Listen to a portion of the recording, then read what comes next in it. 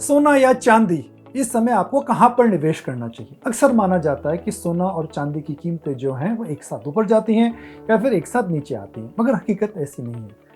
दोनों के अलग अलग डायनामिक्स हैं। आइए समझते हैं। सोने को अल्टीमेट सेफ हेवन माना जाता है। सोने की कीमतें ऊपर जाती हैं जब दुनिया में इन्फ्लेशन अर्थात महंगाई काफ़ी ज़्यादा आती है या दुनिया के अंदर किसी प्रकार का क्राइसिस होता है, जियोपॉलिटिकल क्राइसिस या फिर किसी प्रकार का इकोनॉमिक क्राइसिस। सोने की कीमतें हमेशा स्टेबल मानी जाती हैं, वो वॉलेटाइल कम होती हैं, ऊपर नीचे कम जाती हैं। और सोने के अंदर एक बड़ी बात है कि सेंट्रल बैंक्स अक्सर सोने में अपना निवेश करते रहते हैं, जिससे हम कहते हैं कि वे रिजर्व्स बढ़ाते रहते हैं। चांदी की कीमतें ऊपर जब जाती हैं जब इकोनॉमिक ग्रोथ आती है। ऐसा क्यों जी?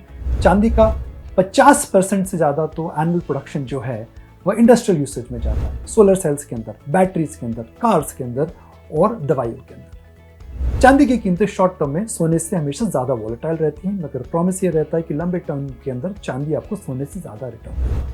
अगर मैं कुछ आंकड़ों को देखूं तो मेरा मानना है कि इस समय सोने से ज़्यादा आपको चांदी पर मोहर लगानी चाहिए। इस साल इकोनॉमिक ग्रोथ दुनिया की अच्छी रहेगी। दुनिया के अंदर जितने भी जियोपॉलिटिकल वॉर्स हो रहे थे वह कम हो रहे हैं और गोल्ड टू सिल्वर रेशियो एक प्रकार का टेक्निकल इंडिकेटर है, इस समय बता रहा है कि आपको सोने से निकल के चांदी में आना चाहिए। आप जहां पे भी निवेश करें वो अल्टीमेटली आपकी रिस्क एपेटाइट है, आपकी मार्केट की समझ है और आपका रिस्क टॉलरेंस है। मगर आपको लगता है कि दुनिया के अंदर इस समय क्राइसिस आएगा तो सोने में बने रहे, आपको लगता है दुनिया में इकोनॉमिक ग्रोथ वापस आ रही है तो आपको चांदी में निवेश करना चाहिए।